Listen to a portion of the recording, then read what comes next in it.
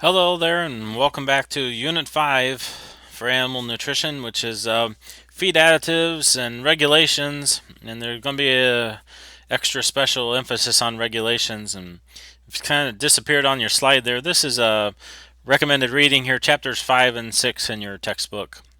So hopefully you follow along carefully. Jump into the objectives here.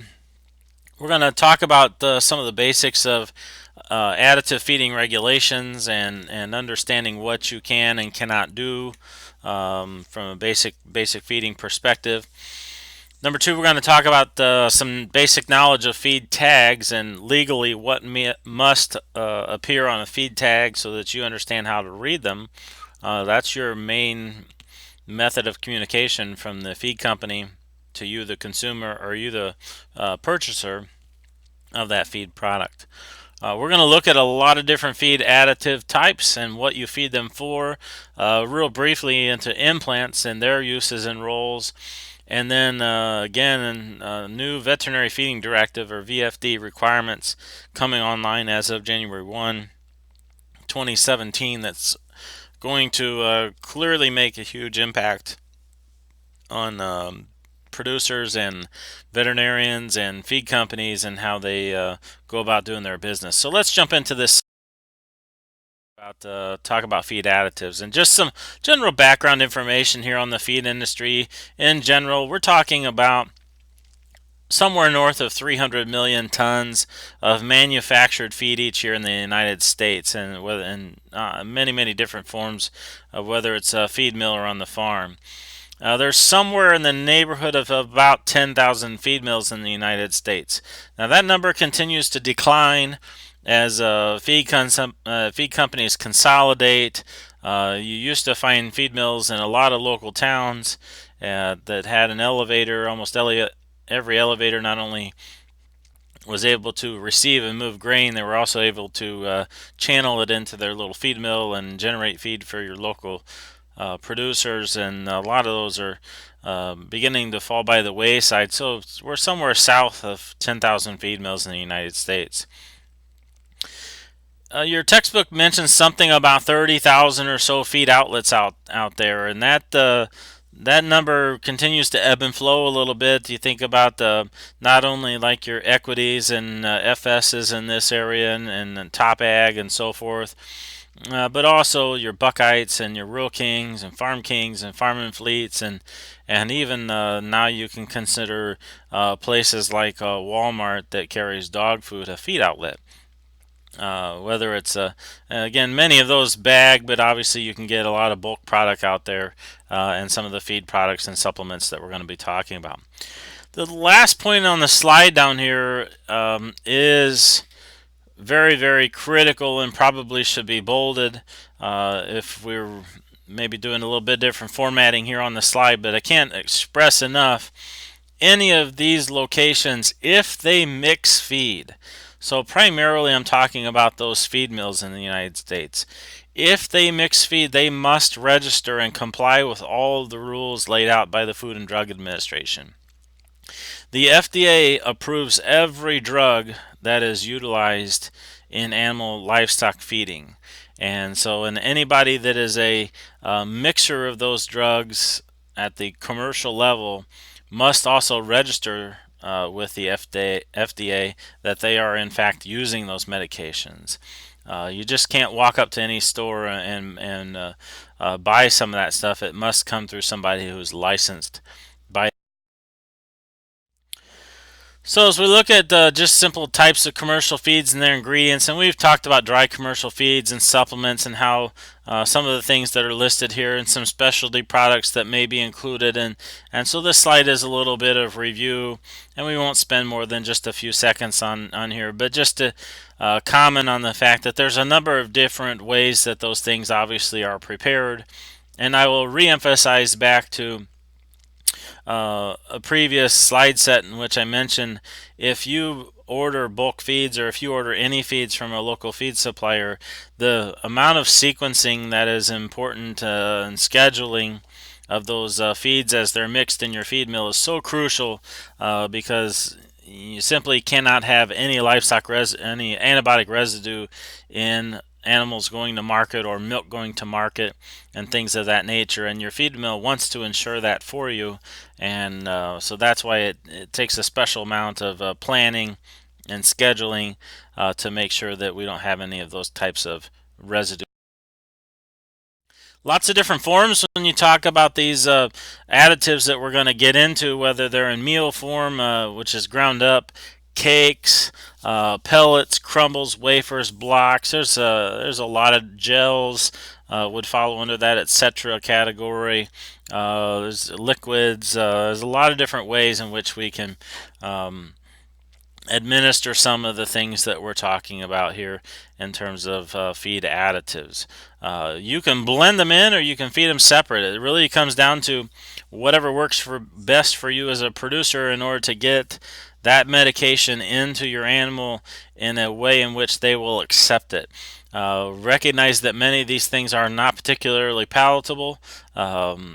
They're not going to voluntarily consume some of them, so you may have to hide them, so to speak, in a diet in order for the animal to consume it at the rate that you are interested in getting it to them.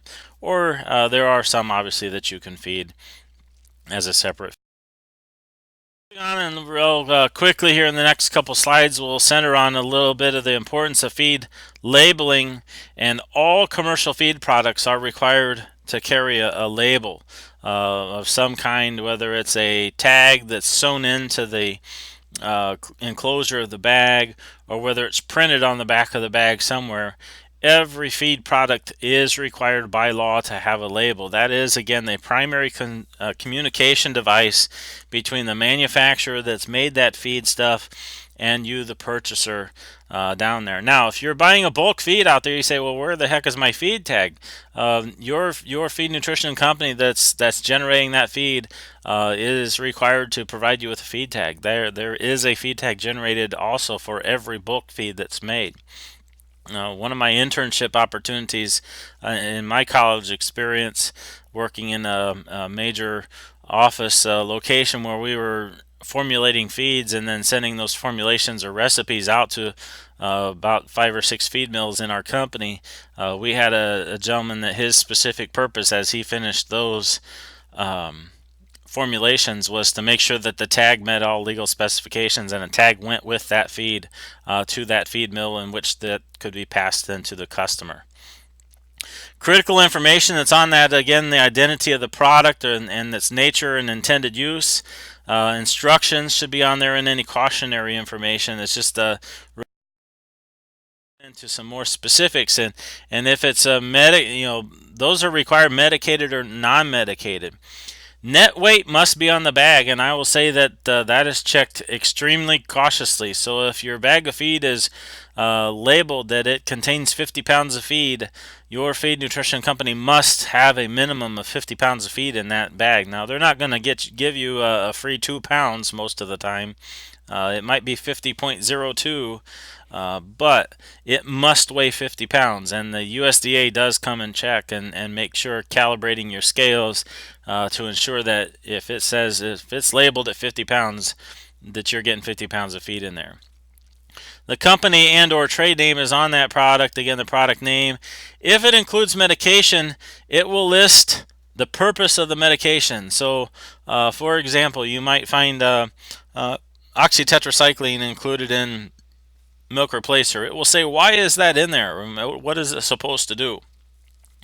It must also then include, by law, a warning statement that tells you what are the problems associated with feeding that medication, and then probably most importantly for you, the end producer or purchaser of that product, is what's the withdrawal period? How long after the last time I feed that additive that has medication in it, how long must I wait before that animal's product, meat, milk, or eggs, can go to market legally and not have any residue in it? And you must mind those. And if you don't want to be dinged in terms of dock or refusal to accept your animals or your product at marketplace, make sure you mind those withdrawal periods. For example, many of your feed grade feed additives often have about a 30-day withdrawal period minimum. You might find some that have a 10-day withdrawal period. That means that that animal must not have received the feed that includes that additive or that medication for 10 consecutive days or 30 consecutive days in order for his or her body to kind of metabolize all of that antibiotic out of her system and therefore not pass it along in the meat, milk, or egg product. Follow those carefully, and many times it takes a very small amount. I mean, it's just a very little bit if we're talking about any residue at all to be identified. For example, if you milked 100 cows and you milked one cow in the tank that has been treated one time with an antibiotic, they're more than likely going to throw out the entire tank of milk. It will make the entire tank of milk hot for antibiotics, tested positive, and if you are so unfortunate as the milk semi has pulled up and picked up your tank full of milk and mixed it with everybody else's milk on the semi, then the producer is responsible for that entire semi load of milk. So those withdrawal period times, I can't emphasize enough why they are so critical for you to know, understand, and follow carefully. The medication will also tell you what the specific active ingredient it is that makes that medication work. And lots of times we know products by their trade name, but the active ingredients are actually also on the feed tag. What we call a guaranteed analysis, things that are listed there: minimum amounts of crude protein, and if it includes a non-protein nitrogen or urea source, the percentage of that crude protein that comes from NPN. A minimum crude fat number, a maximum crude fiber number. You say, well, that's the only maximum there on the list. Well, that ensures you that you just didn't get a whole bunch of filler in your bag, that they didn't sweep up all the fines and the shells and the holes and the seed coats and whatever is laying around in the feed mill area and mix that into your feed and drive it up and make it a poor quality feed that doesn't have enough energy in it or so forth. Maximum crude fiber. They're going to list a few minerals, and I say only mainly ones, and primarily we're talking calcium and phosphorus in most feeds. Vitamins then are optional, but you'll many times in most of your commercial livestock feeds maybe find a vitamin A or a vitamin E number listed. Generally, always a company name and address, and then detailed use instructions in terms of what is the purpose of that feed, feed additive, when you should feed it, how to mix it, and mixing instructions and precautions. Make sure that when we remember, as we're talking feed additives, we're really not referring to anything that includes minerals or vitamin supplements. Now, there's going to be a slide or two here in a little bit that we may look at a couple ones that we say, well, these might be exceptions to the rule, but we're not really talking about anything that we consider that we would cross over and say that has calcium in it or that has a vitamin E in it as a feed additive. Again, all of these feed additive products that we're talking about going to refer to like any penicillin products or chlorotetracyclines or anything that's a medication. All of those must be approved by FDA. And believe me, I don't have it listed here in terms of the process by which additives must go through, but it is a multi-year process by which if a new feed additive is discovered by a feed company or a pharmaceutical company and they want to bring it to marketplace, there are years and years of research that go into the reliability of that product, not only for the animal and how it works, but also does it have any human impact. Just to give you a bit of frame of reference, I believe BST that formerly was prominently used in the dairy industry. I believe BST went through about 10 or 12 years of research and application to FDA before it was finally approved for commercial sale and use on the farm, just to give you a bit of an idea. Now, not all products may take that long, but it's not like we develop a new KC feed additive medication tomorrow and by the end of next week, it's approved for sale. The FDA requires a lot of research for something like that to be approved. Again, I already talked quite a bit about withdrawal times and following those instructions, but we're talking about somewhere way north of 1,000 products, and there's more and more things being added to that pile all the time. And we're going to consider some of those roles and discuss those as we go through here, and especially once we get to discussion section and some of our assignments. What's out there and why might we use it? A new slide to this set, and this has been coming down the rails here the last few years. But effective January 1, 2017, now all feeds containing medication must have a what we call a veterinary feeding directive. Brand new. This has been under development for a while. The reason that this comes along for you livestock producers out there, and for those that maybe be consumers following along here, the reason that this has been developed is because of concern that livestock producers are feeding medications that are A, not necessary, B, fed at too high a level, C, fed without any oversight, and potentially D, the risk for those antibiotics then leaving some behind some kind of undetectable residue that then makes human antibiotics not as effective, or causing health issues within the human population. Now, some of that is not scientifically proven, but this has been put into place in order to provide more oversight and tracking and regulation into how feed additives are utilized. It remains to be seen what kind of impact this will make, whether it will decrease the amount of medications used. It's a really hot topic within the popular press right now, and those that are anti-animal agriculture, or maybe not necessarily fully educated on the use of feed additives and what their purposes are and what happens if we take them out of the feed rations. But nonetheless, here comes your veterinary feeding directive, and I've just got a few bullet points here on some baseline things, and then on the bottom here I've hyperlinked a summary sheet on veterinary feeding directive requirements. That takes you out to a article that the Feedstuffs magazine put together that summarizes some of the things that are affected and impacted at this point, and some of the things that are not impacted at this stage of the game, how long records must be kept, and what kind of records that you must have. You can get into that link there and read more specifics.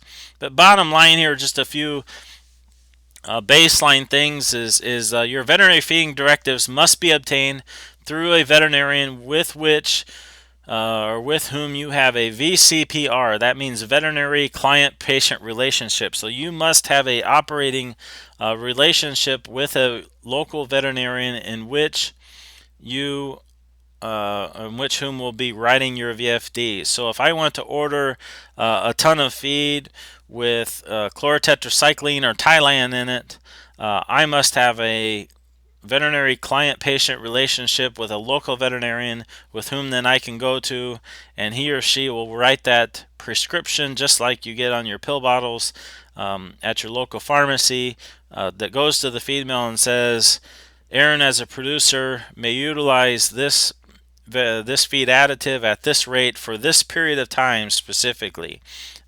So those VFDs have an expiration date to them.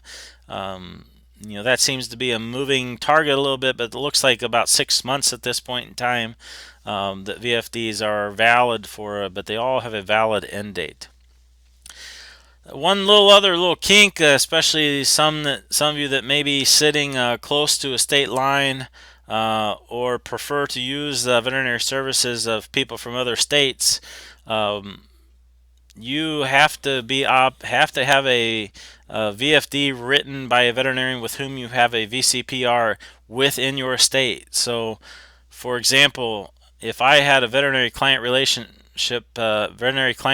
patient relationship with a veterinarian that I had great confidence in the state of Missouri, and he came over and did most of my veterinary work, he would not be allowed under the current VFD rules to write me a VFD. I would have to uh, establish a veterinary client-patient relationship with someone within the state of Illinois.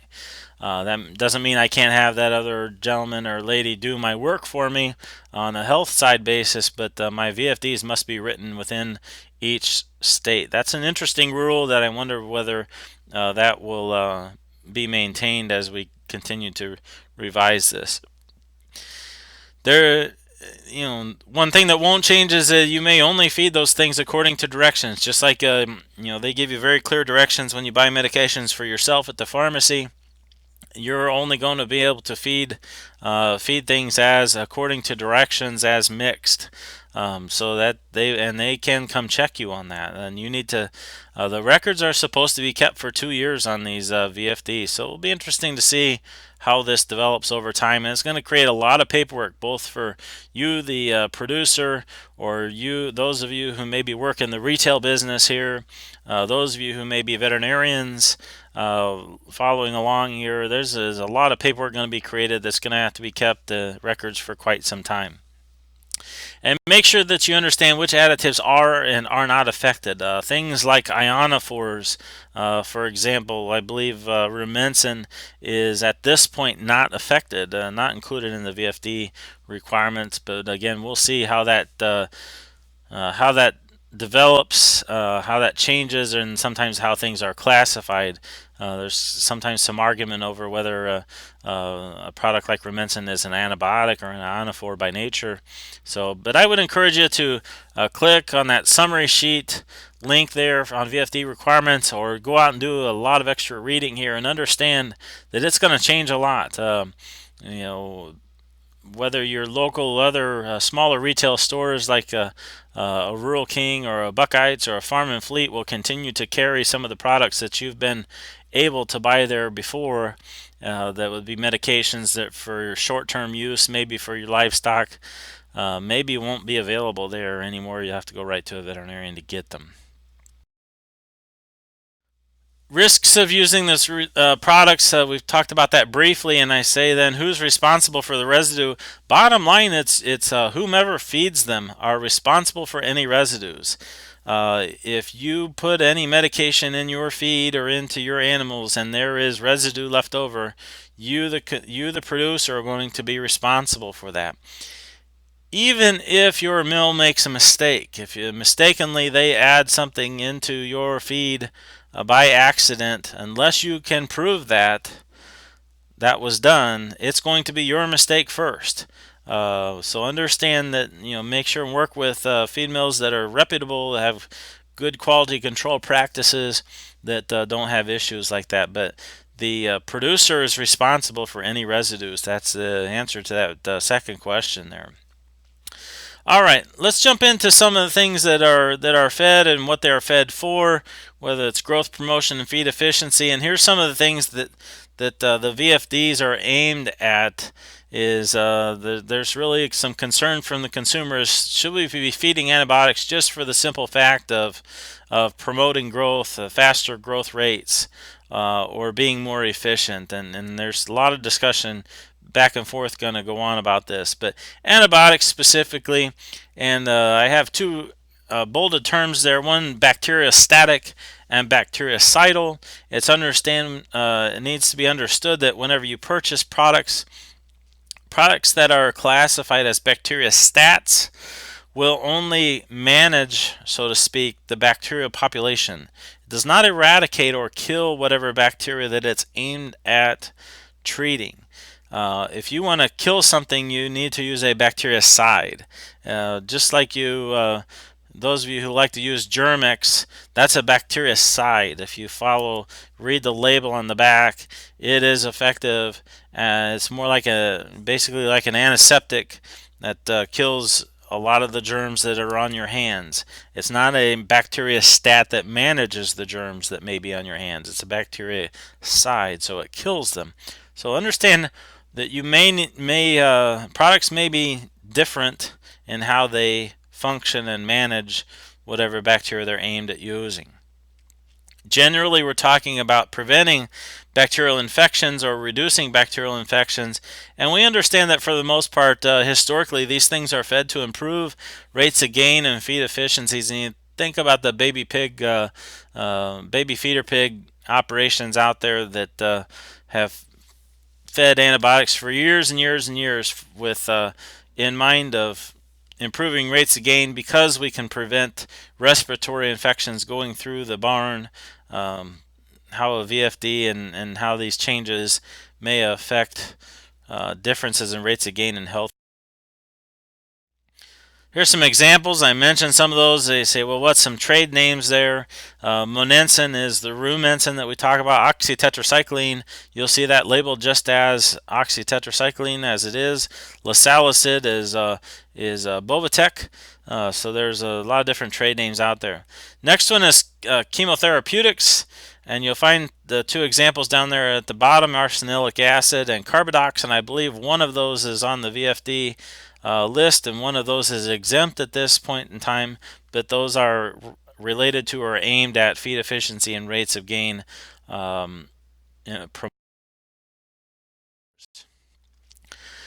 Coccidiostats or coccidiosides. Coccidiosis is a problem that sometimes ruminants run into. Coccidia live in the lower part of the digestive tract, and so we can feed feed additives that might be aimed at decreasing that problem, because you'll find animals that have coccidiosis, their feed intake is lower, their hair coats are rougher, they're more susceptible to other problems, whether it's respiratory or otherwise. They generally have a bit of diarrhea that's streaked with blood, so you can identify some of that out there in those examples. Those are all active ingredients there, but decoquinate is known as Decox on the market. Lasalicid, like I said, is Bovatec, and Monensin is rumensin, but those are all coccidiostats. Things that control enteritis or diarrhea or dysentery that go through the barn out there. You can feed maybe one of those products, or anthelmintics. Here we're talking about prevention and treatment of gastrointestinal parasites. And from some of the reading that I've done so far, not exactly sure what to tell you in terms of where these fall in the VFD market. Products here would be like Safeguard, is a feed grade product that is a pelleted product carried up most often by alfalfa meal, and you put that in your feed, and animals all consume it, and you have a fairly high rate of confidence that they'll all eat about the same amount, and get that into them and control gastrointestinal parasites. Those of you who've messed with medications before know that you can buy Ivomec or Rumetel, and in both the pour-on and injectable format, so those can accomplish the same purpose there. Both would be available probably now through your veterinarian, maybe not so much through your local anymore. Some miscellaneous function things that may be out there, things like control of liver abscesses in feedlot cattle. Feedlot cattle that are being pushed very hard to gain high rates of weight very quickly sometimes can develop some sores or abscesses on their liver that can be very painful, and sometimes we can help control or prevent that with a little bit of antibiotic additive in the feed. Rabon can be included in your feed in order to decrease flies. It's essentially targeted at fly eggs, as those flies lay their eggs on manure piles out in the yard there. The larvae hatch and they feed on the manure pile there. The Rabon that maybe came through the animal then actually kills that larvae, that maggot that's developing into an adult fly. Has absolutely zero effect on the animal. It's just kind of the pass-through function. Bloat control, you can go with a product like oxytetracycline can help with that if you want to go an antibiotic route. Paloxolene is a preventer, a bloat preventer, and I think that one maybe is exempted on the list. Ketosis, propylene glycol is a simple sugar water, so no medication there, just a way to help prevent or treat ketosis ways that way. Foot rot are just some general stress issues. Again, we've looked at chlorotetracycline or oxytetracycline in a number of ways all the way through, so you can see a lot of variation, a lot of different ways to utilize those products. Other feed additives, and I mentioned a few slides back that we might find some that are what we call crossovers, or maybe live in the gray area of whether they're considered a feed additive or an actual nutrient compound. And so we'll throw a couple out here in terms of sodium bicarbonate, calcium carbonate, or magnesium oxide. And specifically, I'll talk about sodium bicarbonate as one that's simply, for those of you who've ever experienced heartburn issues out there, it's a way to minimize pH problems in animal stomachs. So yes, does it provide mineral in terms of salt availability or calcium availability or magnesium availability? Yes, but its main reason sometimes for being fed is to manage pH health issues. You also have the things that we can mix into your feeds, like vitamin E for an antioxidant to prevent or slow down rancidity of fats. Maybe some chemical preservatives out there. Pellet binding agents or toxicity binding agents is another good example. Sodium bentonite or simple clays can be added to pellets to help your pellets stick together, and sodium bentonite and clays are also have been highly used when we have worries about things like aflatoxin or vomitoxins in your feed coming through from maybe drought stressed corn or corn silage.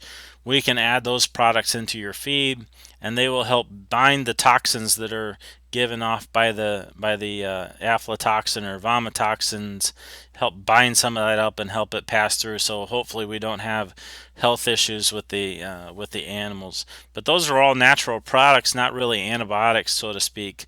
But again, feed additives and purpose. Another interesting one is a whole class on its own called probiotics. These are all microbial in nature. So think of something like yogurt that you might consume that's very, very high in beneficial bacteria. We think that there's some benefits in terms of stimulating some cultural growth in stomachs. That's why we feed them, especially to stressed animals, that we think that it's going to maybe increase the beneficial bacteria balance or maybe reduce some toxic byproducts of digestion that maybe have consumed. Maybe we get small rates of gain or feed efficiency advantages and maybe some alleviation of stress. And so these are various times to use them. One might be appropriate, maybe stressful times in the spring as we get up and down temperatures, or same thing in the fall, or maybe if you're moving animals at county fair time or something like that. It's maybe a good time to use a probiotic. Maybe an animal that's a little bit health stressed or coming back from health issues is a good time to maybe use antibiotic. But there's feed additives, water dispensing agents, boluses, gels. There's all kinds of things that are probiotic. Haven't dug into these in terms of where they fall in the VFD, but again, I think these are mostly natural and microbial in nature and do not include any antibiotics, so to speak, unless it is a product that's mixed with a microbial culture. So I would assume that these are at this stage, as we look at some of the regulations, exempted from your VFD requirements. So you should still be able to buy these over the counter, so to. Hormone products, again, now we're talking back into the hormone and restricted things, activate or inhibit some of the hormone functions within animals. And so one of the main examples is MGA, or melangestrol acetate, that is fed specifically to prevent heifers that are in the feedlot and coming into estrus. It's kind of a closely relative of progesterone, so that it keeps an animal from cycling normally a heifer from cycling normally and have a high rates of activity whenever they would normally come into heat. It suppresses that estrus, so hopefully we get increases in growth rate and feed efficiency. So MGA is a product. Next slide or two goes through growth implants, and again, these I believe are in fact on the list. Whether you use something like Ralgrow or Magnum or relatives of those products that are growth promoters and feed efficiency relationship implants, you know, there's a lot of discussion and concern from the consumer's perspective. Are these products in fact safe for use for them as a end consumer of your meat, milk, and eggs? Again, very little evidence that says that it's not safe, but again, at this point in time, still a consumer concern that we should be quite cognitive or aware of. Another slide that has a couple more products on there, and again, make sure that you read the labels. That's one thing that I will just simply reiterate here as we look at some of these products is make sure that you read label recommendations, restrictions, talk to your veterinarian, get good advice from him or her in terms of what's going to be the outcome or the end result. Why should you use them, or why maybe are they unnecessary in your feeding program? Because clearly they're potentially added cost if you don't capture all the added gain or efficiency that the label claim says that you will.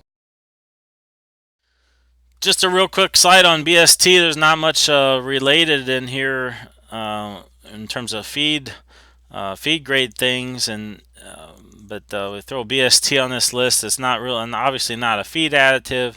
But those of you who are milk makers out there or understand BST and how it's changed in its usage rate in the industry, and so we're not going to spend much more time than a few seconds on it, just to understand that this would fall into that same hormone or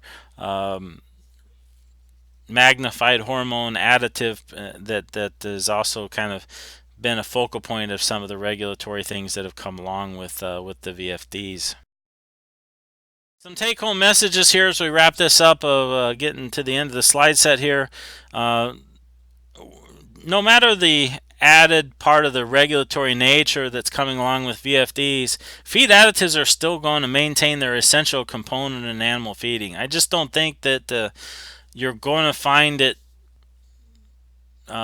realistic for us to completely remove antibiotics and growth stimulants and things of that nature economically out of your feeding programs, and not increase mortality rates and decrease profitability potential for local producers out there in the industry. I just don't think that you're going to see these things eliminated from your toolbox, so to speak, of what is available for you to utilize.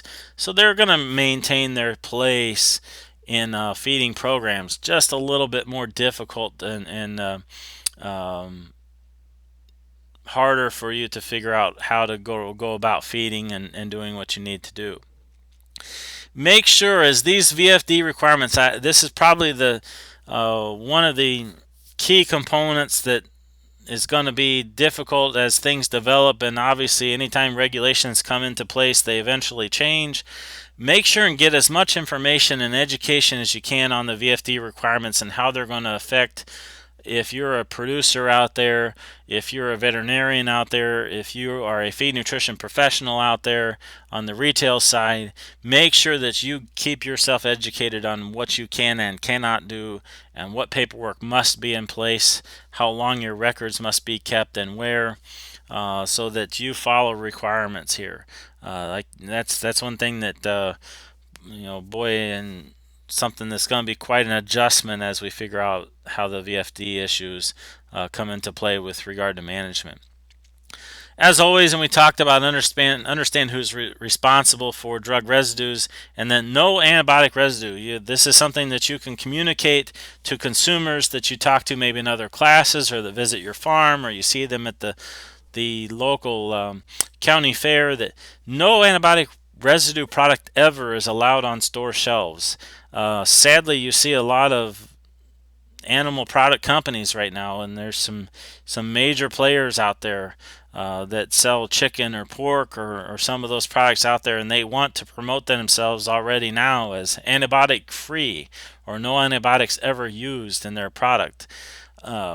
That's all that, frankly, folks, is as a marketing ploy at this stage of the game, because there is no beef, there's no chicken, there's no turkey, there's no milk sitting on the store shelves out there anywhere right now, currently, and I will confidently say ever, will have antibiotic residue in it right now. There's just no science that backs it up. It's mostly fear from the consumer's perspective. Valid, so I don't want to dismiss it. We should be checking to make sure that our products are as safe as possible, but ensure the consumer that there are no antibiotic residues allowed. You are penalized for that if there is. And then always, always, always read and follow label directions, understand restrictions when utilizing feed additives, and I should have bolded withdrawal times. Follow those withdrawal times, folks. And I know producers are sometimes tempted to say, oh, she's good enough, or 1 or 2 days isn't going to make a difference. You get that animal to the marketplace or that milk in the tank, and you get caught, that's a bad mark on you, and sometimes a very expensive mark against your farm. Don't be responsible for that. Those of you who work in the retail side potentially out there, make sure that you underscore with your customers, follow, read, and be aware of all the withdrawal times, and follow them carefully. We want to gain the trust back of the consumer that we've potentially maybe lost here in the quality of our products, so that whenever a consumer walks into the store, they understand that we've done everything possible to feed that animal in as healthy a way possible, with the consumer in mind, and highest quality product and the absolute best animal husbandry procedures that we can put in place to have a great product. So that kind of wraps up Unit 5 here, talking about feed additives and regulations. And again, I hope you go through this slide set carefully, come prepared for discussion, and have lots of questions on VFDs, and some of them are going to be moving targets in terms of answering them appropriately at this point in time. But communicate well with your veterinarians. But I look forward to chatting with you about Unit 5 when we get to class the next time, and some of the projects that are kind of come along related to this section. Thanks for listening.